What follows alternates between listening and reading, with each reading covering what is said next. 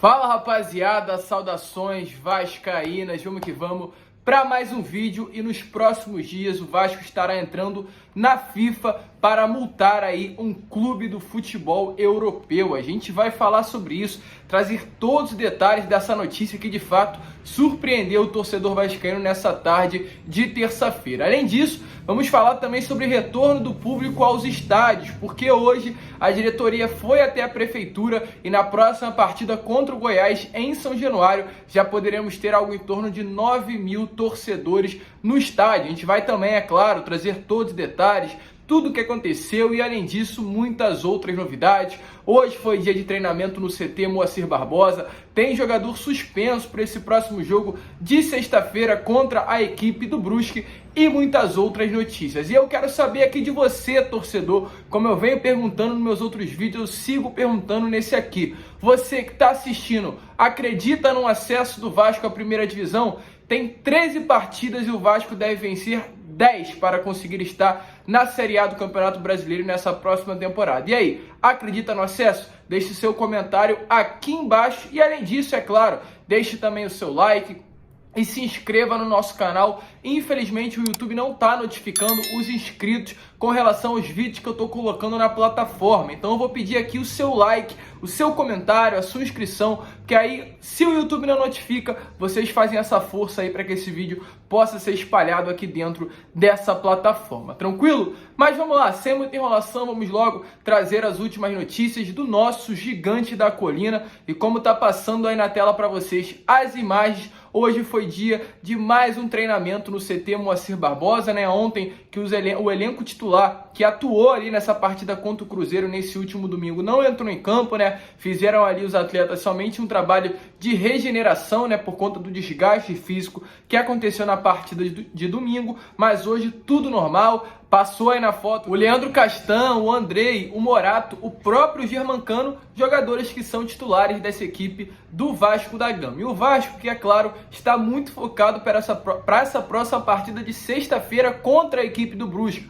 O Vasco teve hoje no caso, terá amanhã quarta e quinta-feira para treinar, focar e conseguir conquistar os 3 pontos fora de casa. O jogo será lá em Santa Catarina, um jogo dificílimo, apesar do Brusque estar mal no campeonato, né? O Brusque começou muito bem no início da Série B, esteve inclusive no G4 durante determinado momento, mas vive um período muito mal na Série B nesse momento e a grande oportunidade do Vasco conseguir essa vitória fora de casa. O Vasco que terá pela frente nas próximas 5 partidas, é claro, o Brusque nessa próxima sexta-feira. Após o Brusque enfrentará o Goiás dentro de casa no dia 27 de setembro. A gente já vai falar sobre essa partida e sobre o retorno de público, né, em São Januário nesse jogo. Após o Goiás enfrentará o Confiança e o Sampaio Corrêa fora no dia 1º de outubro e no dia 9 de outubro. E após isso, na quinta partida dessa série de 5 jogos, enfrentará o Coritiba em casa no dia 16/10, também com público em São Januário. E será importantíssimo o Vasco conseguir conquistar uma série de vitórias nesses próximos 5 jogos, para aí sim estar novamente, né, na luta pelo acesso à primeira divisão do Campeonato Brasileiro. Você acha que o Vasco conseguirá quantos pontos desses 15 que estarão em disputa nessas próximas 5 partidas? Deixe a sua opinião aqui nos comentários. Mas vamos lá, né, seguir e falar agora com relação ao retorno de público a São Januário. A diretoria hoje foi até a prefeitura pedir a liberação de uma maior quantidade de torcedores nessa partida do próximo dia 27 de setembro contra o Goiás em São Januário. Antes, rapidinho, de eu seguir falando sobre esse assunto do retorno dos torcedores ao São Januário, eu quero falar ainda sobre essa partida de sexta-feira contra o Brusque, porque o Léo Jabá está suspenso para essa partida. O STJD determinou isso nessa última segunda-feira, né, por conta daquela entrada que ele deu no Reinaldo, jogador do São Paulo, pelo segundo jogo de volta da Copa do Brasil. Ele acabou pegando 2 partidas de suspensão e nessa próxima sexta contra o Brusque será a sua segunda partida. O Vasco poderia, né, inclusive, entrar com recurso para tentar um efeito suspensivo ou algo do tipo, mas o Vasco preferiu não tomar essa atitude por medo, pois o próprio Vasco entende que em caso de recurso, o Léo Jabá correria o risco de pegar até mais do que um jogo de suspensão. Então o Vasco preferiu deixar da maneira que está, o Léo Jabá ficar suspenso nessa partida, porém já na próxima contra o Goiás estará de volta ao elenco titular. Então o Vasco conta com 2 desfalques para essa partida contra o Brusque na próxima sexta-feira. Além do próprio Léo Jabá, o Andrei, que levou o 3º cartão amarelo nessa última partida contra o Cruzeiro no domingo, também não estará à disposição do Fernando Diniz. Poderemos então ver 2 mudanças na equipe, com a saída do Léo Jabá ou a entrada do John Sanches ou do próprio Gabriel Peck, que vem entrando nessas últimas 2 partidas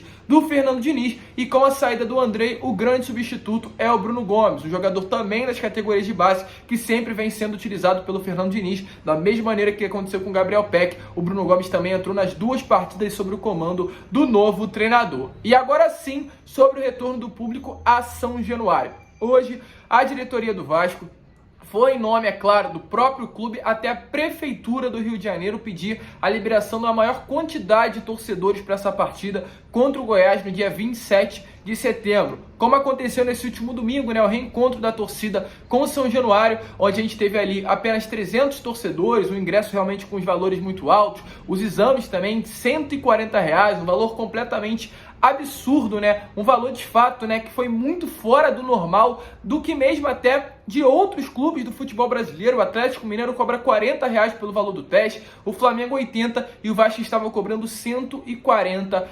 Então isso também trouxe certa confusão para dentro do ambiente do Vasco, com relação até a próprio torcedor, né? A relação a dúvidas, suspeitas a essa atual diretoria, mas o Vasco, através do próprio Carlos Roberto Osório, se posicionou com relação a isso, sobre a capacidade da próxima partida, né? O Osório, que é o vice-presidente geral do Vasco da Gama, ele se posicionou sobre esse problema que aconteceu pelo alto valor dos testes que aconteceram para ver se iria dar positivo ou negativo, e além disso também falou sobre uma diminuição dos valores dos ingressos, que foi a inteira dos R$250 nesse último domingo. Mas antes de passar o áudio, passar o posicionamento do Osório, eu quero dizer para vocês que o Vasco entrou na prefeitura, como eu já disse, e o clube, né, conseguiu ali disponibilizar algo em torno de 7.500 a 8.000 tickets para a partida contra o Goiás. Ele pediu, né, essa capacidade para esse próximo jogo no dia 27 de setembro. Quem passou essa notícia foi o setorista Thiago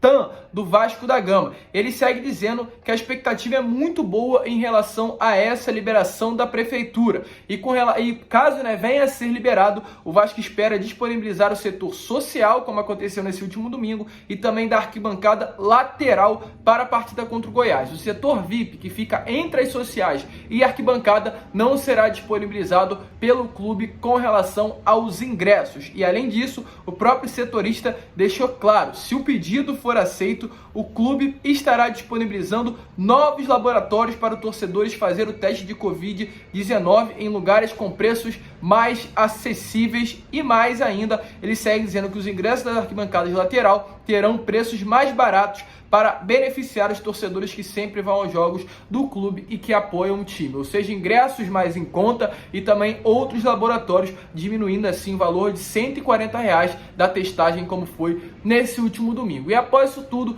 deem uma olhada aí no próprio áudio do Carlos Roberto Osório, primeiro VP geral do Vasco da Gama, sobre o retorno do público a São Januário nesse próximo jogo do dia 27 de setembro. E caso, com certeza, uma vitória contra o Brusque venha acontecer nessa próxima sexta-feira, sem dúvida nenhuma, veremos casa cheia contra o Goiás no dia 27 de setembro. Então deem uma olhada aí nas palavras do vice-geral Carlos Roberto. De fato, fizemos a avaliação do evento teste da volta do público a São Januário, que foi esse mesmo Vasco e Cruzeiro realizado ontem.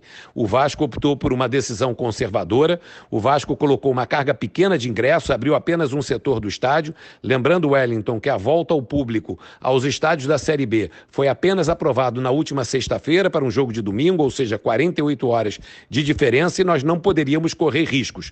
Com a operação feita e aprovada, o Vasco amanhã volta à prefeitura Prefeitura para solicitar aprovação de público para as 2 próximas partidas em São Januário. Vasco da Gama em Goiás na próxima segunda-feira e, na sequência, Vasco da Gama e Coritiba.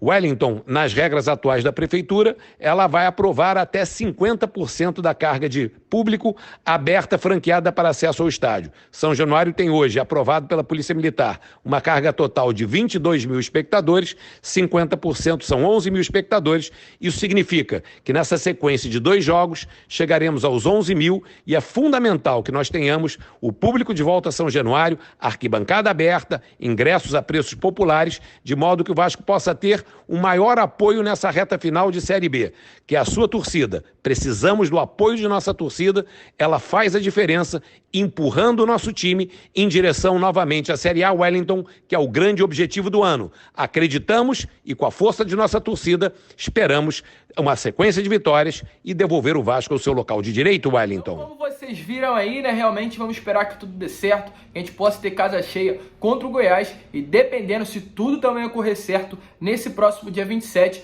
teremos contra a equipe do Coritiba no dia 16 de outubro, 11 mil torcedores em São Januário, 50% da casa lotada e empurrando o time aí em busca da primeira divisão do Campeonato Brasileiro. E agora sim também com relação ao Vasco na FIFA, porque amanhã o Vasco, se não amanhã, né, durante aí esse restante de semana, nos próximos dias, o Vasco estará entrando na FIFA, na federação aí que praticamente organiza o futebol mundial. E qual é o motivo do Vasco estar entrando na FIFA? Estar ali pedindo o pagamento de certa multa por conta de um jogador.